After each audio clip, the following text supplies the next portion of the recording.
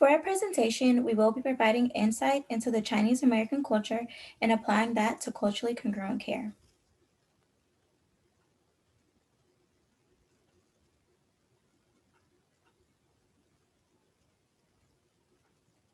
Learning about specific cultures is important because as integration of more cultures is becoming more prominent, it is beneficial to learn and understand other cultures. We chose the Chinese American culture in specific because it is a culture we are starting to see more of in our area.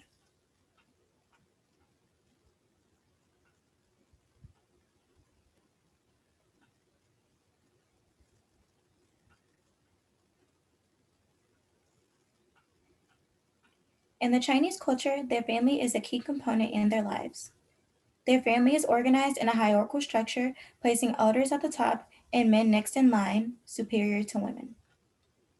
Children are placed last and are expected to obey and take care of their elders and parents as they age. As time progresses, they still adhere to this hierarchy, but it is becoming more laxed. In their culture, the purpose of family is to continue their family line.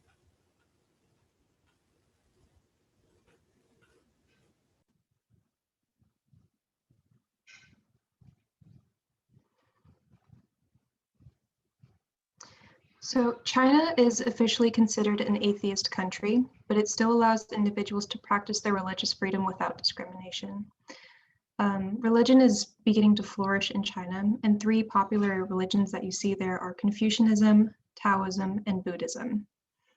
Confucianism is an ancient Chinese belief system that was founded by Confucius. He believes, or his beliefs are centered around having a good moral character and the idea that if you do good, then good will come to you. Taoism is a philosophy that focuses on the true nature of the world.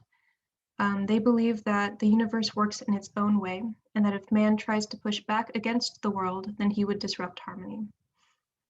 People who follow Taoism live a life of non-purposive action, and they focus on spontaneity, detachment, genuineness, and health. Buddhism is a belief in reincarnation. They believe that there's an endless cycle of life and death until they reach nirvana, which is eternal freedom.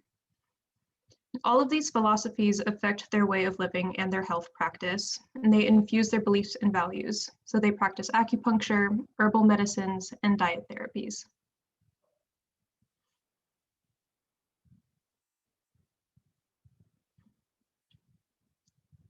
So for worldview, familism, qi, yin and yang, and a group over individual mentality are important aspects of the Chinese worldview.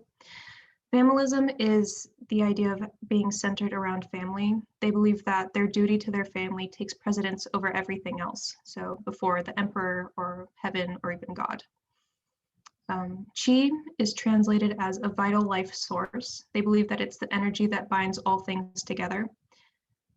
And they believe that you must have a balance of qi to maintain good health, and if not, an imbalance could cause illness.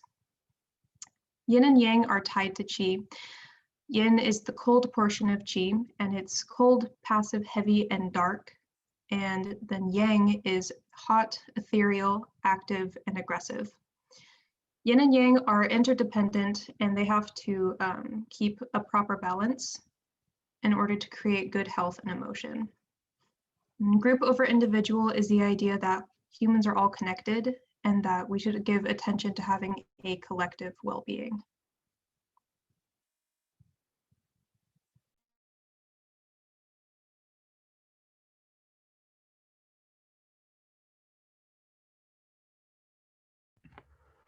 Chinese individuals rely on qi and yin balance, and if it becomes unbalanced, then health issues may arise.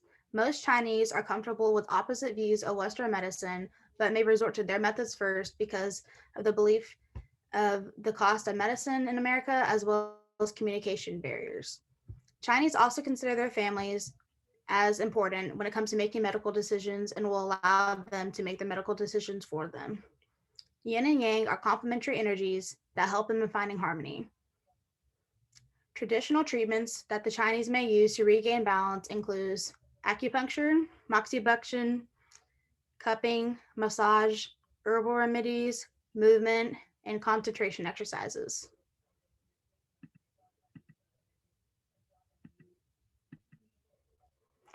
Chinese patients may prefer only hot liquids like water or tea when sick or in postpartum because they believe that cold drinks may lead to arthritis or blood clots, furthering their health issues.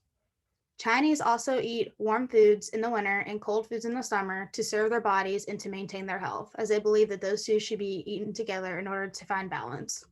Our graph that we have put up here also explains that in more detail of specific foods that should be eaten together and what should not be eaten together.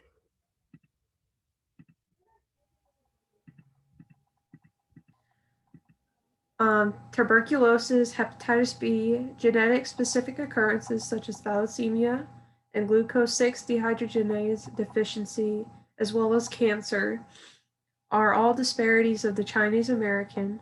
Their genetic makeup plays a significant role as it makes them more susceptible than others to certain diseases.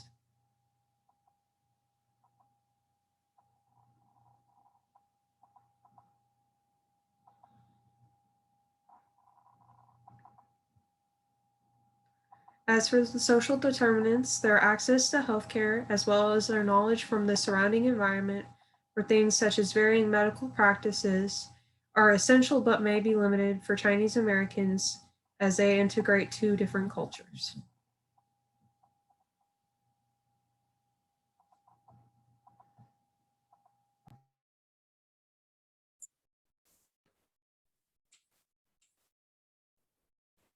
Okay, so we have social determinants of health, part 2. We have biological, psychological, social support, education, and economic factors. So for biological, those are just the inherent factors or just inherent diseases. For example, we have thalassemia and glucose 6 dehydrogenase deficiency. Those diseases just have something to do with the red blood cell and was already discussed on slide 8. And then we have psychological. Chinese Americans have good emotional control. Those are just the way they think and the way they react, and the way they comprehend health and healthcare. That has something to do with values and their beliefs. We have the social support. Those are just the people around them, for example, their friends and their family. Most Chinese Americans seek social support from older men or women, and that is beneficial because it helps lessen their stress level, and it helps lessen or decrease their chance of getting anxiety and depression. Education. Chinese individuals may not have been well educated on Western medicine, considering that they have a different culture and different beliefs. And that includes the language barrier as well. So that might play a role in learning the the Western medicine. We have the economic factor, which is just the quality of care. This has something to do with where they live, and it also includes their employment, their income, their housing, and their community.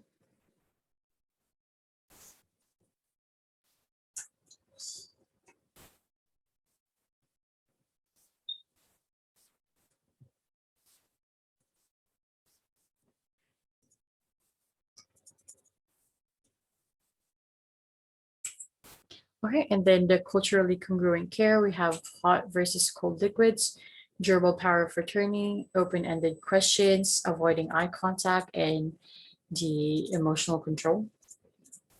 So nurses should ask if their patients would prefer hot versus cold liquids, because most Chinese Americans believe that drinking cold water may lead to arthritis and blood clotting.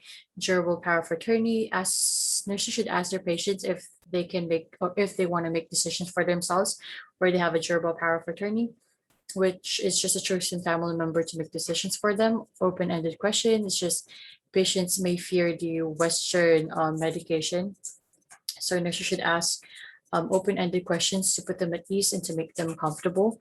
Avoiding eye contact, Chinese Americans put great value on respecting their elders. So they avoid eye contact to show respect. Emotional control.